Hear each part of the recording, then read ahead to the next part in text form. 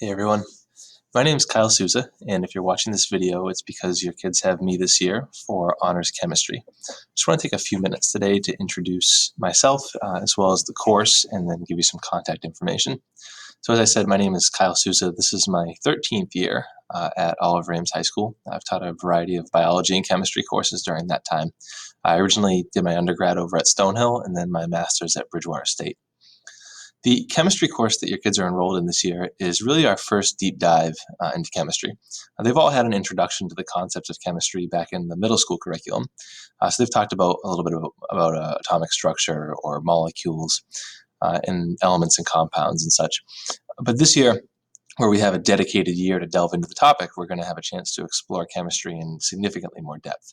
We'll spend some time on atomic structure. We'll spend a significant amount of time digging into different models of the atom. We'll talk about the periodic table and some of the trends that emerge from the periodic table. We will deal with chemical reactions and chemical change. We'll talk about stoichiometry, reactants and products, and the ratios in which they're consumed and produced. And ultimately, by the end of the year, we'll also have a chance to dig into some gas laws, equilibrium, acids and bases, and a number of other topics. The expectations of the course are, I think, fairly straightforward and fairly traditional. I do ask all the students to maintain a notebook that'll have their daily class notes. It's also a place for them to do scratch work with practice problems. There do tend to be a lot of practice problems in chemistry. I also ask them to complete a variety of different learning activities and practice problem sets. Most of that is being done on their own in kind of that asynchronous time in this hybrid model, but very similar to the sorts of practice problems they would have any other year. The lab component of the course is probably the part of the course that's being most affected by our current model being a bit different.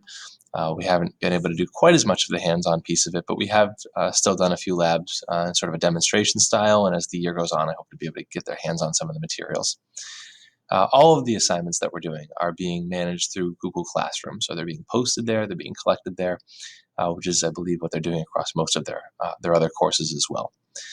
We do have a large amount of office hours this year, so the kids have assignments that they're being given by me every day at this point, but we have a check-in time where they can check in and ask for extra help on the specific things that they're working on. So one thing that I'm really encouraging and that you could encourage at home that would be great is the use of those office hours, that if your kids have questions, they can stop in these afternoons when they've gone back home for the day, or they can stop in on Wednesdays when we have that longer block and get some extra help or go over concepts that maybe are seeming a bit tricky to them. I did promise that I'd give you some contact information, so if you need to get in touch with me for any reason, the best way to do that is by email. My email address is ksousa@easton.k12.ma.us. Again, that's ksousa@easton.k12.ma.us. Thanks for taking the time to watch this video, and reach out to me if you have any further questions. Thanks. Bye.